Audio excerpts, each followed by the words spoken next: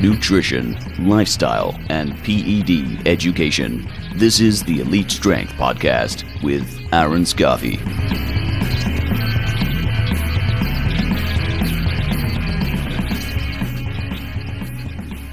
Welcome back, guys and girls, to another episode of the Elite Strength Podcast. Here with good old friend, the big Texan himself, Luke Leaman of Muscle Nerds. How are you, Hello. sir? I'm good. It's good. And so we're just talking a little bit off camera about jiu-jitsu endeavors, and basically you got your blue belt and got absolutely bashed. I got absolutely bashed, and I still have bruises, and it's been like 2 weeks. How long have you been doing jiu-jitsu now? On and off, I guess, because of COVID and all that sort of stuff. Yeah. Right? If we think about total sort of months time. Yeah, it's been about maybe 3 years. I think it was, kind of like, maybe not even that long. Yeah, October of 2018 is when I started. And it was for me, it was weird because at the time I was still traveling. So I had to get as much done as I could while I was at home, because then I would leave for 3 months to go teach. And on the road, it's hard to find places. Like, not all places will let you drop in, and sometimes it's inconvenient and you got jet lag. So I would train super hard for 3 months, like doing 12 to 15 hours a week. And then I'd get one or two sessions done in like 3 months. And then, so it was almost like starting over every time you went. But so that, and then COVID, obviously the lockdowns messed us up, and my back, I fucked my back up at the end of 2019. Yeah. So most of 2020, I did nothing. I just got back into it this year. So I think I've accumulated probably about 12 months of actual total training time in 3 years, which I guess at the white belt level, that's not a normal thing. That's a normal thing when you get the blue belt. Yeah. And then, a lot of guys life will happen and they lose their commitment. And then, 90% of people who make blue belt just disappear and never come back. But I'm not going to be one of those guys, because now I have the time where I can actually train, and I really like the place I'm training. Yeah. What school are you training at? I always think it's Southside, but it's not, right? No, I'm at Infinity Sandgate. That's it. And it's good. It's a super cruisy place. It's I remember the first time I walked in, and I tried to when we moved to our new place, I tried a couple of places and they just didn't have good timetables, and I just didn't like the atmosphere. But when I walked into Infinity, I was like, I'll give this a shot. 7-day free trial. We'll see what's going on. And I remember walking in, and I got ready to line up, and our professor Robbie looks at me and goes, no, we don't do that here. We don't do line up or bowing in. We don't do none of that stuff. And I went, yeah, all right. I'm home. Yeah, that's cool. Yeah. And then it's like, okay, get ready for this fucking 30-minute warm up. And he just started teaching technique. And I was like, we don't warm up. He goes, nah. He goes, I'm lazy. And he goes, that's not going to serve you. If you got attacked in the street, you're not going to say, hey, hold on, let me warm up real quick. Yeah. So you get plenty of warm up with the technique work and the positional sparring. So I thought that was cool. And it's nice because you don't have these 90-minute sessions. It's an hour session. You can get 3 or 4 good rolls, and at the end stay for more rolls. But for me, it's a convenient way of doing it. Yeah, well, it's not like a competition-based school where you're just going to get bashed for rounds on rounds on rounds, and you just want to. Yeah. It's like we talked about off air. It's like, if you want, like, not everybody's there for competing. Like, I'm there to compete, but you have specific classes for that. You don't want, if you're somebody who's not competitive, you just want to learn jiu-jitsu, learn the art, learn how to protect yourself, personal development. Probably don't want to get Shark Tank. You probably don't want to train till you puke. There's nothing at all wrong with that. So that you have to have those designated classes for psychopaths like us that want to get choked out, versus just the normal people who are there to get more fit and try something new. Yeah, well, it's actually funny now. I'm getting a little bit older and doing a bit more bodybuilding training. Our school's just introduced a master's class for over 30. So I'm just like, I'm 33. I can make this work. I think that's cool. Yeah, I don't have to get bashed. It's great. I can think that's cool. And still train and not feel too sore. Yeah, I was talking like, this week we're off. We've got some open mats, but for the most part, nobody's training. But I have a bunch of zebra mats at home, so I could accommodate like probably 6 people rolling at the same time. Yeah, nice. And I had one of my buddies came over yesterday, and we spent 2.5 hours watching videos, cleaning up technique, working on stuff we've learned lately, and then we rolled for 30 minutes.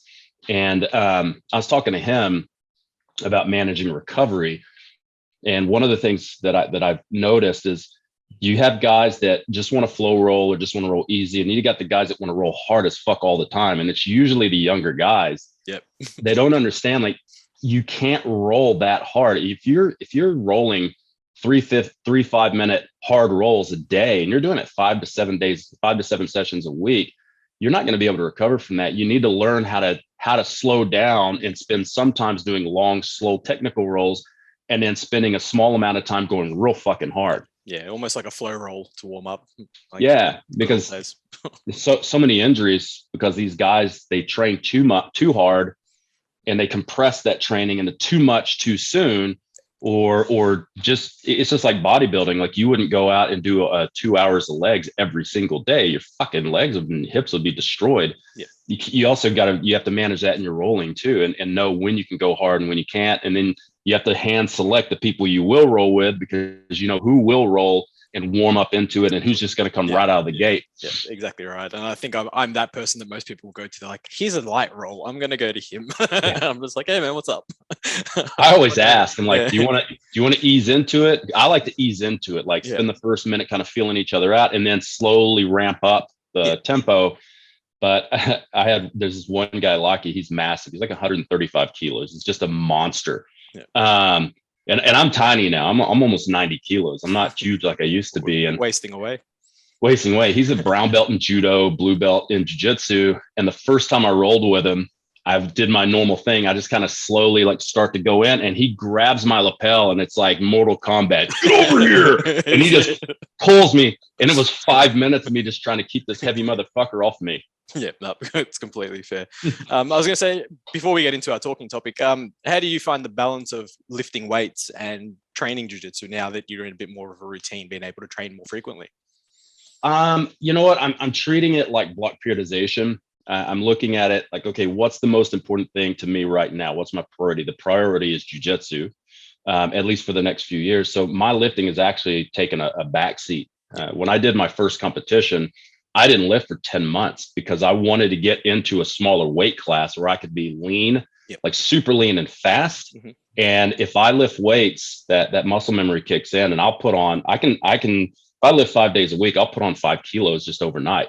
So I stayed away from all lifting. I think I did 2 weightlifting sessions the entire 10 months, dropped from 115 kilos down around 93. And then I ate up to 97 for the competition. Yep. And I found that I didn't lose almost no strength, just so much tension. My legs lost some strength, but upper body didn't.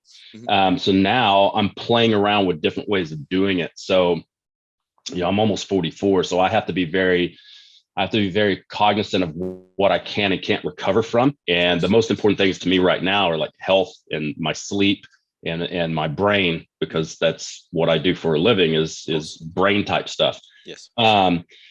So I've actually started thinking about, okay, how do I manage my work schedule with being able to roll as much as possible with also lifting? So what I've done now is I've actually just spread my volume daily. So I do a daily workout of only 2 to 3 sets per body part. Yep. So I can be in and out within 30 or 40 minutes. Mm-hmm. I'm never sore. Don't have to worry about DOMS and muscular fatigue affecting my jiu-jitsu. And I'm finding that's working out really well. Yeah, perfect. So it's just that happy balance of prioritization, right? Making sure that, you have the priority right, and then programming around that priority.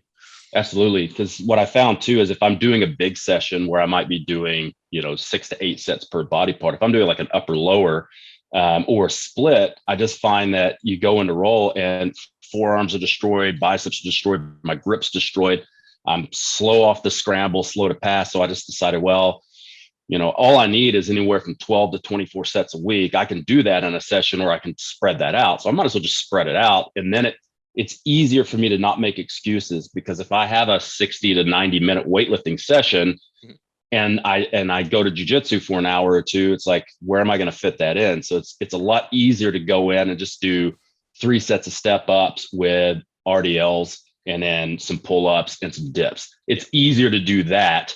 And then if I have more time, I can work on calves and abs and forearms, and I can work on that other stuff. But I just try to at least get my meat and potatoes, which is just get my push pull, my triple flexion, triple extension, and you're pretty much done. You can do that really quick. Yep, No, it makes complete sense. Yeah. It's always interesting speaking to guys that do jiu-jitsu and also lift weights. It's just how everyone's a little bit different in how they attack it. So it's like there's never a one size fits all approach yet. And it's just like, okay, what can we figure out and what can we work out that makes it easier for the masses that do both, training, lifting weights and jiu-jitsu. But I think it's, if I was in my 20s still, then I wasn't working as much as I do, it'd be really easy to train for 3 or 4 hours a day and not worry about recovery. But now coming on, I'm kind of hitting that hill and I'm on the back end of life. You got to be really a bit more choosy with the activities you do and making sure that that you are managing recoverability and managing what we're going to talk about today, which is oxidative stress in health. Yeah, I was thinking, we hear a lot, I think, in the online space, oxidative stress this, oxidative stress that. And then it's like I was sort of saying off camera, I think a lot of coaches that sort of talk about oxidative stress have the right idea and, want to do it for the benefit of their clients and even themselves. But probably don't know the intricacies of oxidative stress. And I thought, well, I don't think there's anyone better in this country to talk about oxidative stress other than yourself. So I thought, why not have a chat about it? So I guess like what it is, how it affects people, I guess how it affects us, and then potentially supplementation and lifestyle interventions we can implement to not so much minimize, keep it at bay, but I guess to help manage it better. Mm-hmm. Yeah. So I mean, there's a lot of information about this and a lot of misinformation as well. So if you look at like the spectrum of people you could talk to, you talk to like naturopaths and they're like, oh, you need to eliminate all oxidative stress and you don't want oxidative stress. That's wrong. But then you look at the bodybuilders where they're like, well, you don't want to take antioxidants around your workout because it's going to kill your gains. And they both have a point, but we have to keep everything in context of who we're talking about. Like if we're talking about a bodybuilder where taking antioxidants might cut off 1% to 3% of their muscle growth, I get that. That's fine. If you're worried about that, don't have antioxidants around your workout. Mm-hmm. But if we're talking about health, oxidative stress is something we need to think about, something we need to manage. Okay. So when we talk about oxidative stress, we're talking about things like buildup of free radicals and free radical damage, which can damage DNA, can cause cancer. There's a lot of things that can screw up your metabolism as well.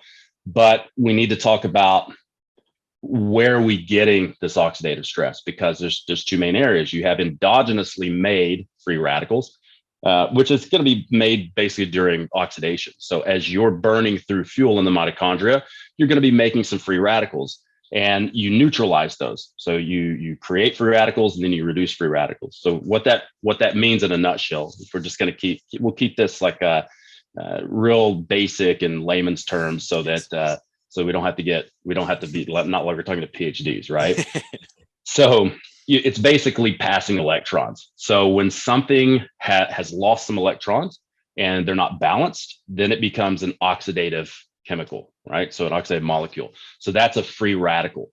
And so it's going around and it's looking for electrons to stabilize itself. Yes. Okay, so the role of antioxidants, when you have pro-oxidants, they're looking for that electron, and antioxidants will hand off an electron, which then makes it oxidative. Yes. And then it'll go and pick up another electron. So you're passing these electrons all day, right? So this is a total normal thing, but you have to keep it in balance. Yes. So if you think about pro-oxidants here and antioxidants here, it kind of works like a seesaw, like a teeter-totter. Yep. Now, that being said, it's impossible to keep that completely balanced, right? The goal is to think about balancing as much as possible, but we also have to understand that in order to create a stimulus for adaptation, you're going to have to create some oxidative stress endogenously, then to force the body to start adapting in positive ways. Yes. One of the ways we make new mitochondria is by increasing free radicals. Right? So a lot of the free radicals that your mitochondria makes is going to be made on the electron transport chain. So if you imagine fuel substrate comes in and creates acetylcholine, and that acetylcholine is spinning up something called the Krebs cycle. Yep. And I'm talking to you, not to you, because you know this stuff. I'm talking to obviously the people listening. As you spin off these electrons, those electrons are going to go to the electron transport chain, and that's what stimulates the electron transport chain to recycle energy substrate. Yes. Now, in the case of driving a lot of energy into the mitochondria. The mitochondria can only handle so much fuel substrate at one time. Yep. If acetyl-CoA gets to a level of high, then it has to be turned into something else, or we have to block things from coming in. So there's a lot of kind of side roads that this stuff can go down. But when you have an increase of energy substrate, those electrons, when they get to the electron transport chain, they can get bogged down because we only have a finite amount of material to carry those through the various complexes and then to get rid of it. Yep. And how we get rid of that is oxygen grabs onto that electron. And if it's off at the end stage electron transport chain off complex 4, yes, we reduce that to water. Yep. Okay. That's the normal, like non-toxic, if we want to say, something trendy. Yep. Now, if any of this stuff slows down, that's a bad thing. Like we have to continuously run these processes. So oxygen can start pulling those electrons early off of complex 1 or 3. When it does that, it creates free radicals. It creates superoxide radicals. Some of them are, well, all of them are beneficial at this point when it's endogenous, but and they're helpful, but in small amounts. So one of them, superoxide radical, hydrogen peroxide. Hydrogen peroxide is important for making thyroid hormone. It's important for your immune system to be able to get rid of pathogens and bacteria and viruses and things like that. Yes. But if you have poor mitochondrial health and you're pulling those electrons off really fast too early, the amount of hydrogen peroxide gets too high. And so we have to balance that out. Yep. So what the body will do is when you're doing things that stimulate mitochondrial biosynthesis and you're making more mitochondria, that evens out the flow of energy substrate, which then reduces your free radical damage, which is why when I started Muscle Nerds, 6 years ago, we started telling people you need to do your aerobics. You need to do at least get to an acceptable level of aerobic fitness, because that lowers and balances out that pro and antioxidant status. Yep. So it not to say that somebody needs to become a marathon runner, but getting some base level VO2 max, and making sure that you have enough mitochondrial volume and efficiency in order to then reduce that, and that will balance some of that stuff out and lower your all-cause mortality. Yeah, and from memory, it was 20 to 30 minutes, 2 to 3 times a week, 120 to 130 beats per minute. Yeah, I mean I think that's that's a bare minimum thing, right? That's from the course that we did way back. Yeah, that would be like a maintenance phase, right? Yes, yeah. Where you're just getting some activity in. And if you think about what most people use cardiovascular work, when you talk to a personal trainer, they're like, it's to burn calories. No, not really. Like it is. That's a good strategy. Later, when you don't want to pull any more food out, you can always obviously increase output. But initially, we want to use that to create better health and reduce all-cause mortality, reduce inflammation, reduce cancer risk, reduce risk of metabolic syndrome and diabetes. That's what we're using it for initially. So I personally would rather someone, if you're really out of shape, if you walk up a flight of stairs and your legs are on fire, that's really common. That's not normal, though. What that's showing me is that you're having to buffer out a lot of acid that's being produced because you're breaking things down too quickly and things are backing up. Yes. So I would say for most people, a good couple of blocks, like say 8 weeks of a good amount of aerobic work initially, if you just suffer through that 8 weeks, it's going to make a massive difference on your health. It's going to improve your work capacity. You're going to feel better. You're going to feel less inflamed. You're going to be able to train harder in the gym because you're recovering a lot lot Yeah. And the adaptations last a while, right? They last a while. I've tried to find what's kind of the drop off of this, and I've not been able to find it anywhere, but Cal Dietz seems to think that it's only about 2 to 3% a week. So if you get really aerobically fit, let's say you put on 7-8 kilos over the holiday and you're like, I want to get rid of this, and I feel I've been drinking too much, I'm not sleeping enough, I'm partying, and you just feel bloated and gross. I think doing like January and February, and maybe even 1 or 2 weeks in March, and just use that as your yearly block, get really aerobically fit. Yep. And then you could take that down to bare minimum the rest of the year and just focus on resistance training.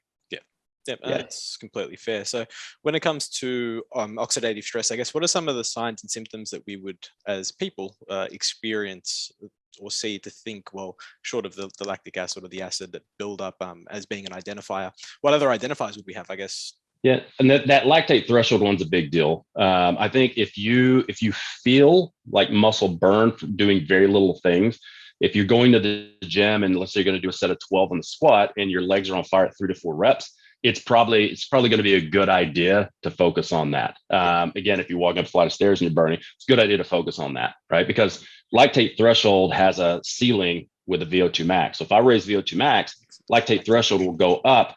That's great because that improves your sports performance. Yes. Right. It reduces fatigue when you're training. Another thing is like red ruddy skin. So this is a big one when if you're a trainer and you're taking somebody's skin folds, or if you're a client getting your skin folds taken, if you find that certain skin folds are painful and your skin gets really blotchy, that's pretty much inflammation. Inflammation will lower your threshold for pain.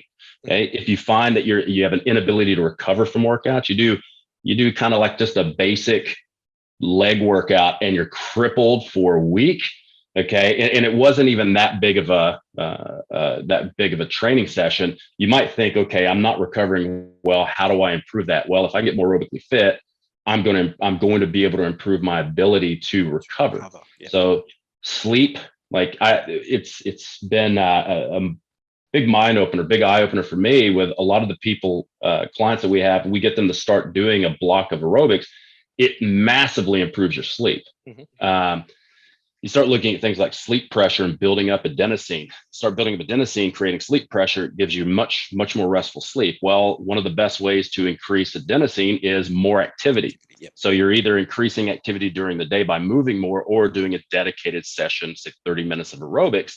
It'll actually help you sleep more restfully. You'll get in a better REM sleep, better deep sleep as well. Yep.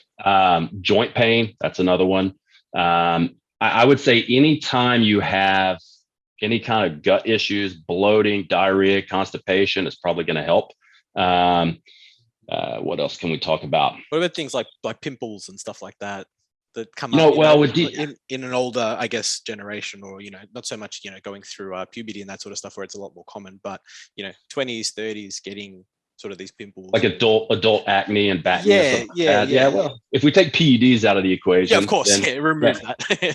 Yeah, because your liver's controlling a lot of this stuff and controlling things with your antioxidant response element. Yes. So if you're toxic, and I don't want people to think I'm getting on like the David Avocado Wolf hippie thing, but if you don't, you're always bottlenecked at what you don't have. So if you don't have enough glutathione, which is a master antioxidant, you're not eating things that's stimulating the pathways to create glutathione, like NRF2. Yes. If you're stressed, lots of chronic stress, as you pump out more and more stress hormones, your liver has to take those and convert them to other things to eliminate them at some point. So if your liver's getting really sluggish, you could start having things like pimples and oily skin and things like that. So at that point, it's probably a good idea on the fitness side to think about higher time under tension lifting to create localized aerobic responses in the muscle tissue.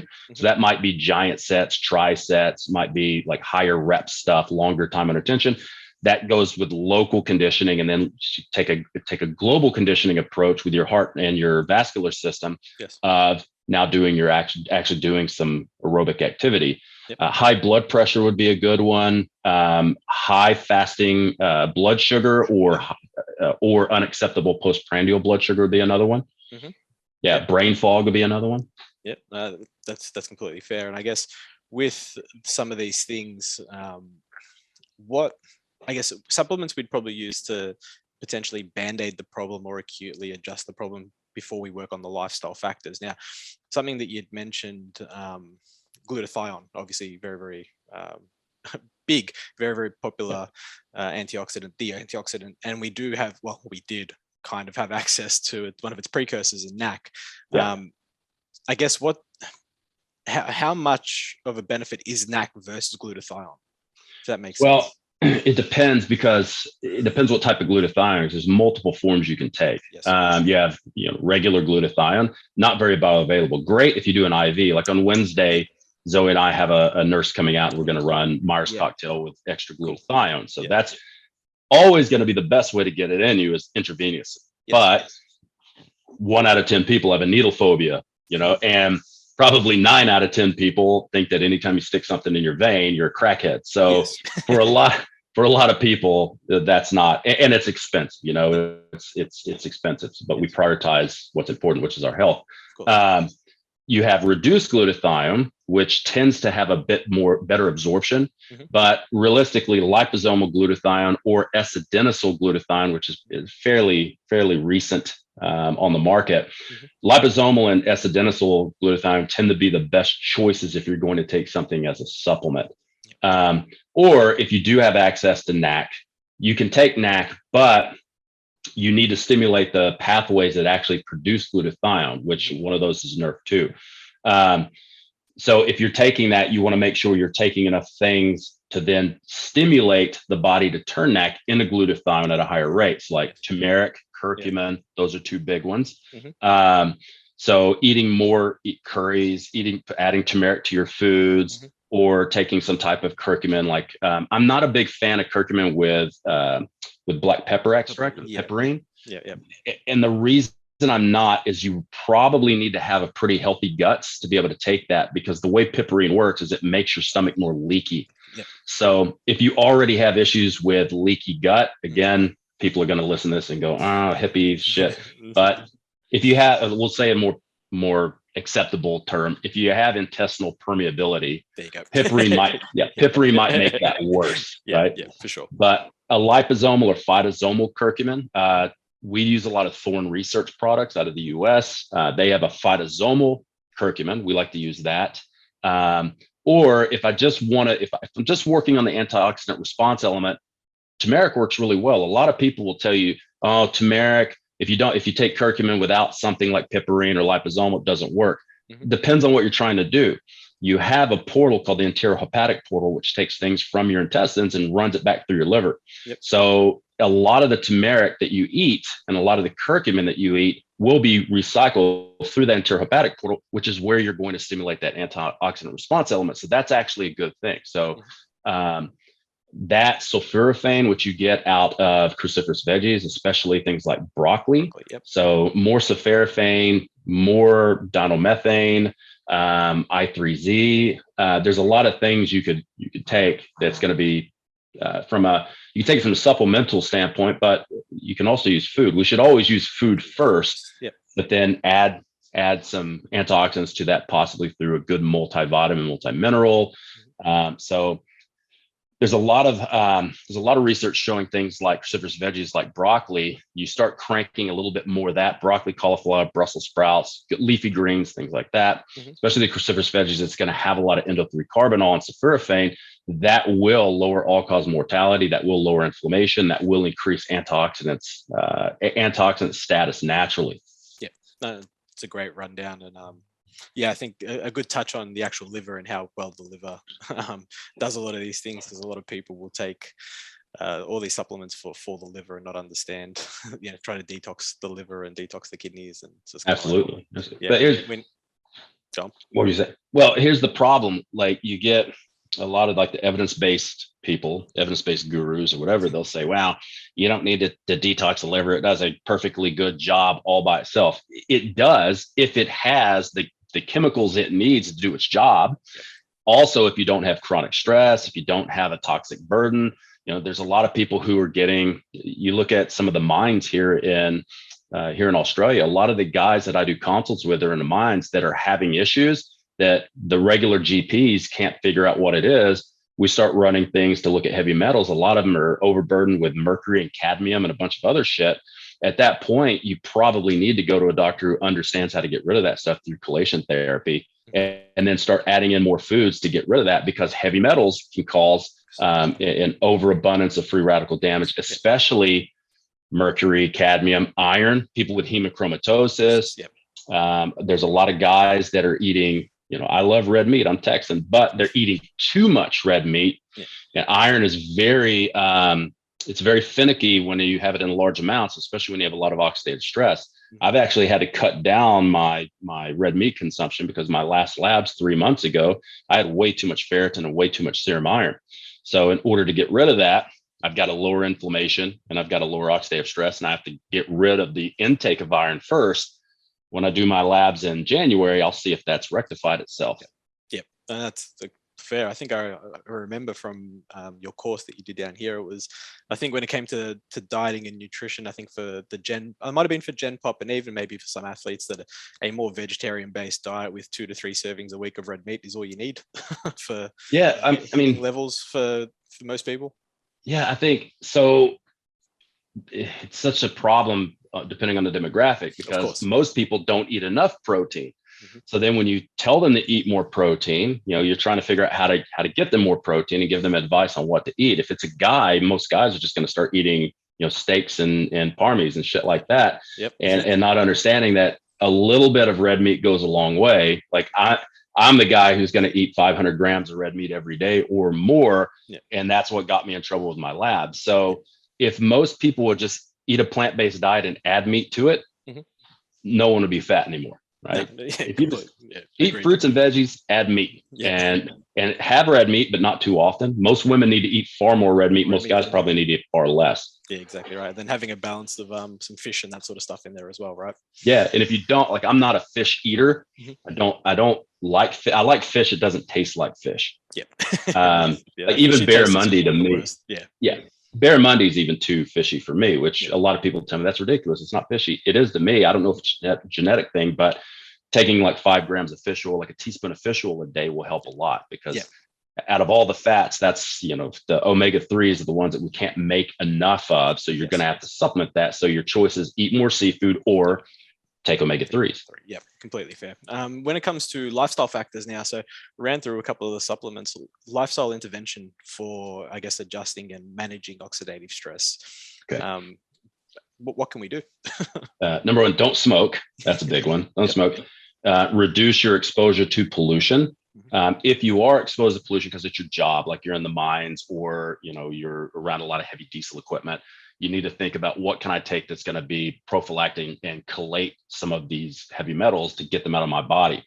But that can even be iffy too, because once you start taking things to mobilize heavy metals, if they settle somewhere else, that's a bad thing. So if you start mobilizing mercury and you can't get rid of it and it settles in your brain, that's not great. If it settles in your thyroid, that's not great either. Yes. If it's going through your liver and it's being oxidized, through your kidneys, and it's oxidized your kidneys, that can fuck up your kidneys too. So you have to be really, you have to ease into it. And it's best to talk to somebody that really understands heavy metals, because you need to make sure that you're eating enough minerals to create more alkaline pee, because a lot of people's urine is really acidic. If that's acidic, it oxidizes these heavy metals. So the easiest way to do that, eat more plants. If you're not eating enough plants, add some minerals. So get yourself a mineral supplement or optimally like a multi-mineral, multivitamin, and take that. Sleep, man. Sleep's a huge one. So people, they're trading, they're trading work for sleep. They're trading pleasure for sleep. A lot of people are self-medicating at night with booze.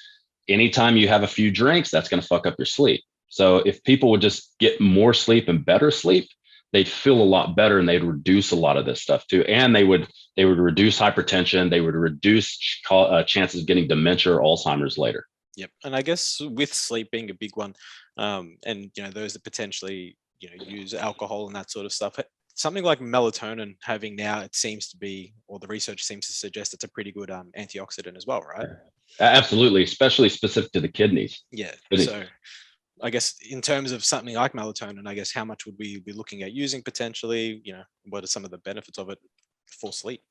Well, one of the problems is getting melatonin. That's also very true. As you know, in Australia, it's usually prescribed, and it's usually, getting the doctor to prescribe it, it's like pulling teeth. And then when they do, it's 2 milligram pills or so, and it's $60 when we used to could order it off iHerb for $5. Yeah, and now you can tablets. and now you can get it if you're 55 and up. So apparently, only people 55 and up have sleep issues. But I'm a big fan of melatonin. And you don't need a lot. Even 300 micrograms works. Now, what I typically will have people do is start with a low dose, like 1 milligram, and keep increasing dosage up to even 20 milligrams to see if that helps their sleep. And then if it is, then we can start backing off and seeing where that magic level is. But Melatonin for sleep. I like Phenibut, but again, that's illegal here now. Can't get that. Yep. I was lucky enough to buy a shit ton of it. And then a friend of mine, it wasn't really working for one of their clients. So I got a shit ton of it there. But the problem with Phenibut is it works really well, which the government probably doesn't like. Yes. But it also has a lot of addictive qualities too. Yeah, so, you know, I used to give people Phenibut in the States when they had alcohol dependency. Mm-hmm. And it tends to reduce your dependence on alcohol, but then for some people they may actually develop an addiction for Phenibut. But yeah, so you got to be really careful with it. Yeah, I remember it used to be in Redcon's fade out powder. Before they changed the ingredients for it because they couldn't get Phenibut here. It was the best. It was one of the best sleep powders I've used. Oh, so good. I usually take like 250 milligrams few hours before I go to bed, and that works really well. Valerian root works really well too. So in Australia, you can get it at Coles and Woolies. They have a Swiss sleep, and there's two versions. One's with valerian, one's not. The one with valerian helps a lot. So you can take a pill of that 4 hours before you go to bed. And valerian's very similar in chemical composition of diazepam. Yeah. So it's very similar to a benzo, but it doesn't loop you out like a benzo does. That works well. Melissa, hops, there's a bunch of different ones that you don't necessarily feel. Like valerian, you'll feel. Phenibut, you'll feel. Melatonin, you'll feel. Some of these other ones you don't really feel, but if you're monitoring your sleep, they do promote more REM and deep sleep.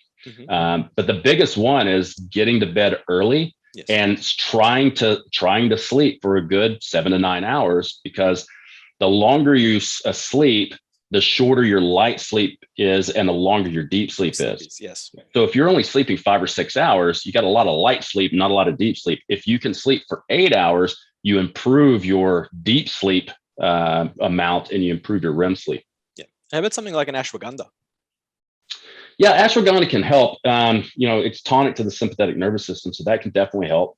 Yep. Typically, KSM 66 is the one you're going to see in the studies. That's the really good extract. Yep. And you don't have to take a lot of it. You take 600 milligrams a day, and that's going to be plenty. If you're not taking that, you're just taking a powder, you're going to have to take a lot, like 6 grams or so. Yeah, because I think a lot of people get confused because there are a few different strains of ashwagandha, right, with the extracts, and really one that seems to be effective. Yeah, so there's the one, I know there's some new ones out, but I haven't really looked into them. But the KSM 66, the one that's been around for a long time, that's a clinically relevant one. But if you can't get that one, which most people should be able to do, they can just get ashwagandha powder. I like holy basil. So there's a company called Tulsi that makes a Tulsi tea. And you can get a Tulsi tea with holy basil and ashwagandha, and that tends to calm the brain down and also calms down cortisol release, and it improves cortisol DHEA ratio. So, and that's easy because it's a food. You're not giving somebody another pill. They can just have a couple of those teas a day, and they're going to get probably enough to feel something from it. Yep, no, it's completely fair. When we were talking about the liver, and providing we have a healthy liver, then obviously the actual function of free radicals and that sort of stuff is going to be well balanced. But if it's not, what is it that we can see, what is it that we can take that's going to help potentially help the liver get, I guess, a little healthier, right? So that we can actually go through this process. Yeah, the first thing I would look at is food. So what we said about increasing cruciferous veggies, but also it depends on how you prepare it, right? So sulforaphane is a fairly fragile molecule, so it has to be converted via an enzyme called myrosinase. Myrosinase is denatured by heat. So if you're going to do something like roast your veggies, which a lot of people do, your best practice is to chop up your broccoli, chop up your cauliflower, and then let it sit for a couple of hours. What that does is when the cells are damaged, myrosinase is activated, and that converts the precursor to sulforaphane, and then you can try heating it at that point. Traditionally, we didn't think that the gut made myrosinase. We now know it does. But if you want to amplify how much sulforaphane you're getting from foods, then that's what I would do. That turmeric tends to activate myrosinase as well. So if you're somebody who likes like curried cauliflower, chop up your cauliflower, throw some turmeric on it, let it sit there for a while, and then roast it. the best way to do it is just lightly steam it. But a lot of people don't want to take the steamer thing out and do all that. And that, some people don't like steamed veggies. So that might be a good way of doing it. Or taking it as a supplement. So, taking like a dim sulforaphane compound and taking it that way, especially for people who don't like cruciferous veggies. They might be too bitter to them, or they just have maybe they're repulsed because they had a bad childhood experience and their parents force fed them broccoli. That's a big one. Berries, like berries and cherries, things with a lot of polyphenols, a lot of antioxidants. Berries, cherries, apples are a good one as well. Pretty much all fruits are going to be fine.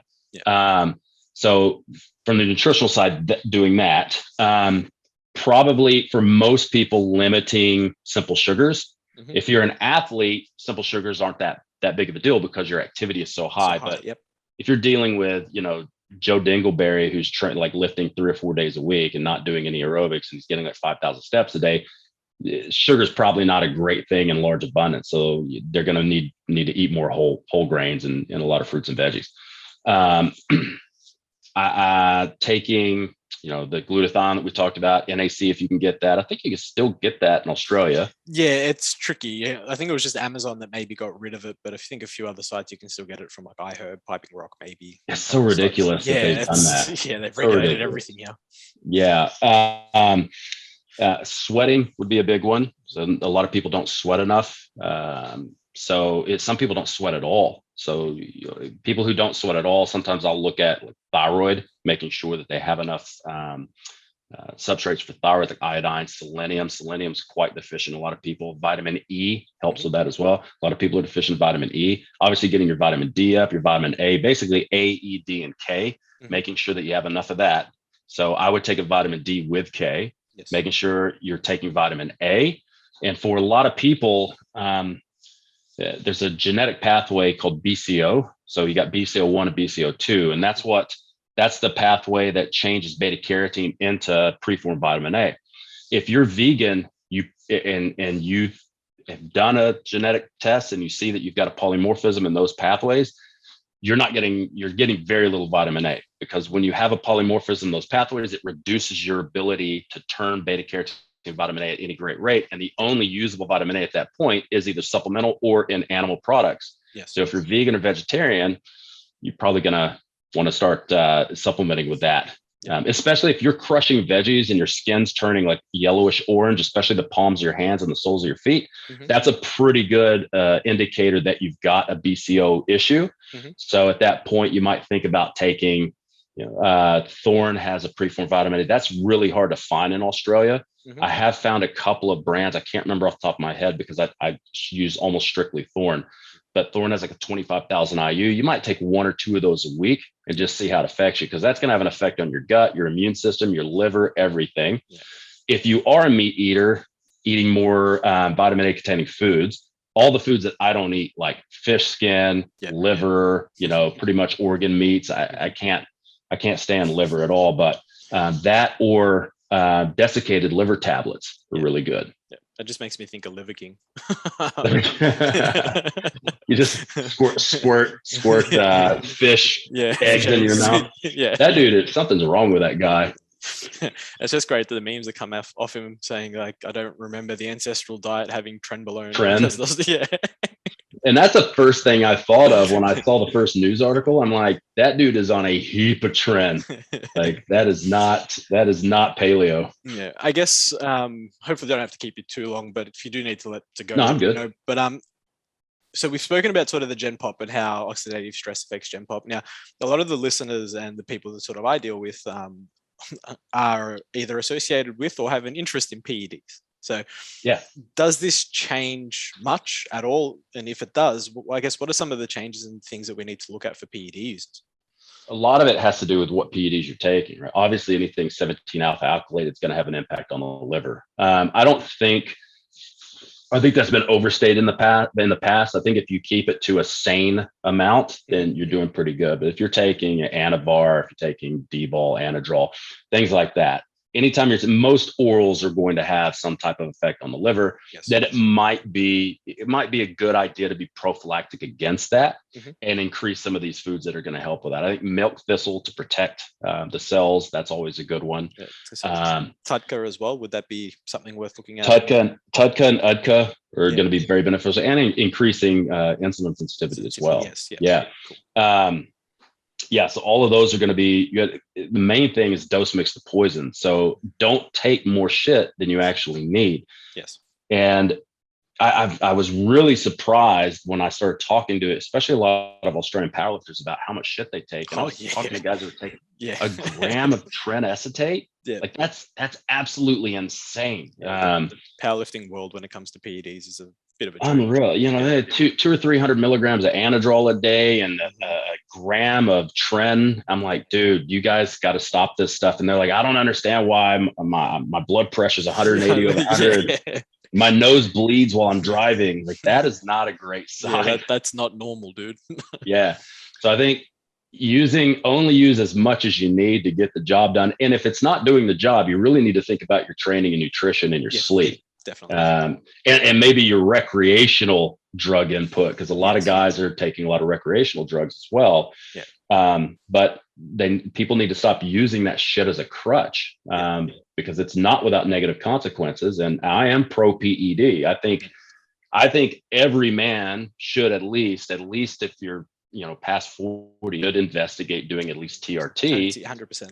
Or maybe even a little bit of TRT plus, and just do a little bit more, right? Because especially if you get to the point where you notice you've had some muscle wasting and you go in and you've got fucking the testosterone levels of a field mouse. Putting a little bit of TRT in is going to be massively helpful. But if you want to put back some of that muscle that you lost because you've been years without it, go ahead and do a cycle and then go back on your TRT. But like 600 milligrams of testosterone for a cycle is plenty of tests. If you need more tests than that and you're not a pro bodybuilder, something's wrong. And then being really choosy about any other things you put in and thinking more on the safe side of what you need. Right. Yeah, that's completely fair. I guess a question would be for something like the IV glutathione, the amount that you get in a Myers cocktail, I guess, if how long do you think that would, last or be of benefit versus the next time you get it? Like, would it be something that you get weekly, fortnightly, monthly? Is it something you could do once a month and have maybe knack in between every other day or something along those lines? Or is it the most benefit going to be, sort of once a week type scenario? I think, it's something I've been looking into. I'm just not, it's hard to find, research that sort of suggests one way or the other. It's kind of like, as always, it's in the middle. It's like, it's kind of probably up to you. So it is pretty cost prohibitive. So you have to look at how much can you afford. I would say probably initially spending one a week for about 4 weeks, and then making sure you're taking either NAC or S-adenosine or liposomal glutathione, and then trying to maintain with that. But you can see a lot of this stuff on your labs too. You can look at things like GGTP. Is that really high or really low? And that'll give you a good idea. But then again, we're adding more and more costs to this. Right. Yeah. Yeah. Because like the labs that I take they're not that expensive, especially if you're only doing it. Like I'll do mine once every quarter, once every 3 or 4 months. But it's at imedical.com.au. I'll do like a sports BB4 plus. And I might add a little vitamin D. I might add in some growth hormone or whatever. And it only runs around $350. So if you think about that, I mean, it's about $100 a month to really get a good idea of what's going on in your biochemistry. And then you look at the bags of, like, say, a Myers cocktail and adding a little glutathione to that, that could be about $300, $350. So it really depends on what your budget is and how well, how badly you need it. But the fastest way, if you're in a deficit, is to add that glutathione. And the more toxic you are, the more you're going to chew through that glutathione. So some people may need 6 to 8 weeks of weekly, and then kind of go to maybe a once a month or whatever, like a maintenance phase. And if you're taking supplements too, that can keep it kind of topped off. But if you get to the point where you do feel chronically stressed, you go to a point where maybe you do have a bender or whatever, or you're training really hard, that's going to chew up a lot of this stuff, and you're going to have to put that back in. Yeah, that's completely fair. I wonder if it'd Yeah. be worth almost like booking in for like a deload week and having that every deload week, Yeah. whatever that is, you know, 100%. something that would help. A question to sort of round off that I tend to ask that seems to stump a lot of people, but I think you might be right with this one. 3 Instagram accounts that you follow that sort of better your day-to-day life. So whether it be funny, educational, whether it be, you know, training related, whatever it is, who is it that you follow? This is a terrible, terrible question because I don't follow. Like the only reason I get on Instagram is to check messages. That's it. Like my wife is one of those types of, she's got her accounts that she'll go through and she'll spend, you know, an hour looking at, I don't do any of that stuff. The only time I ever look at other people's stuff is if I open up, check messages and it pops up, I'll go, oh, let me see what they're saying. Yeah. But I never, like, I hate social media. I'm only there to manage our online businesses and to message people back. That's it. Because it's funny because I'll have mentorship students like, hey, did you see my post the other day? I'm like, nah, I'm sorry. I just don't look at anybody's stuff. I don't have time. No, that's completely fair. Where can people find you? Speaking of Instagram at musclenerds_health. Yep. There's my personal one, which is Luke Leaman, but that has nothing to do with anything that we do at Muscle Nerds. It is strictly like memes and unpolitically correct stuff. Like that's all I do. So like a lot of people will get on my personal Instagram, start asking me questions. Don't do that. Send it to Muscle Nerds. If you have questions about our service and all that, just send it to Muscle Nerds and we'll do it there. Like that's, when I go on my Instagram, that's my kind of getaway I just want to make people laugh and put up some shock shit. So and that's when I'm usually taking a shit, and then I'll collect memes and then I'll upload them while I'm taking a poo. So that's fair enough. Yeah, that nobody uses Facebook anymore, but it's Muscle Nerds. Yeah, cool. Muscle Nerds on Facebook. Yeah. I was going to say courses coming up. So you got your programming course that's sort of running now, that's going quite well. Up and about. Yeah, massive. You're still doing the level 1, level 2? So the program design one, which is like you pay once and you're in it forever. That's always going on. We've got almost 500 coaches in that after the last few years. That one, foundations, what I'm probably going to end up doing is just pulling off all the modules and doing separate modules and then putting them online. Yep. Just because, man, you never know. Like I can't leave Australia until I have my PR. Because I might not be able to get back in. Yep, that's fair. So I'm waiting for PR to go through and then do my citizenship before we can travel. So with the COVID stuff, everybody's scared to go in person. But we might hold some now that the border's open. We might hold some at our gym for anybody that wants to come. So we'll do, it's like an updated foundations level 1 and 2. Cool. We have an online nutrition course. It's like 7.5 to 8 hours. We have an online, kind of how to set up online training. It's kind of like a real intro, cheapy course for people. Hopefully, I'm filming mid-January. I'll have a hypertension heart disease course out. So it's like everything you'd want to know about what causes hypertension, how to fix it, what are the repercussions, what about heart disease. We're going to go through like different medications that your client may go through, how you need to talk to the doctor and your client about that, supplements that can help reduce the side effects of some of this stuff, or can actually cut your need for drugs in half or eliminate them full stop. So like, just to give like a clinical pearl, if you will, bergamot extract, probably one of the best things, everything in the kitchen sink supplements for metabolic disorders. Reduces metabolic syndrome, reduces insulin resistance. It reduces hip to waist ratio, reduces triglycerides, reduces blood pressure. Fantastic. 1,000 milligrams of that a day can cut your need for statins in half. Yep. So if somebody's taking 20 milligrams of a statin, if you can take something like bergamot or get the doctor to approve that, you could potentially cut your statin down by half, which reduces the side effects by half.